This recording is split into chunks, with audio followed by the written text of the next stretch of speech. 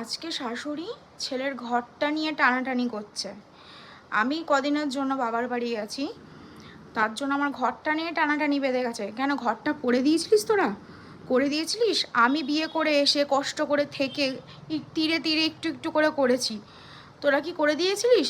আর এখন যখন দেখছি সব রেডি করা জিনিস, যদি কোনো সময় আমি ওখানে গিয়ে থাকি বা কিছু করি, তোদের তো আরামসে তোরা পেয়ে যাবি।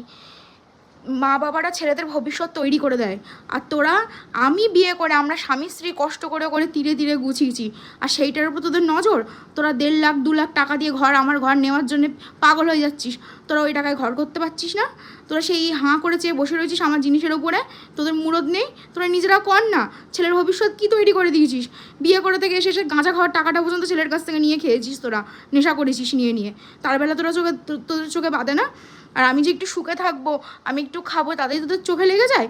আমার হাজব্যান্ড আমাকে যখন কিছু ছিল না, একটা খাবার, ভালো খাবার এনেছে, সেটাও হেলমেটের মধ্যে লুকিয়ে, মানে যাই কিছু এনেছে আমার জন্য হেলমেটের করে, কাজের থেকে আসার সময় হেলমেটের ভিতরে সেই খাবারের প্যাকেটটা লুকিয়ে নিয়ে ঘরে ঢুকেছে, যাতে ওর মা না দেখতে পায়। ওর মা দেখলেই মুখ ফুলিয়ে রাখতো, এমনই মানে ঝামেলা করতো, মানে মানে সে কী বলবো, মানে ডাইরেক্ট বলতে পারতো না, কিন্তু অশান্তি বাঁধানোর চেষ্টা করতো।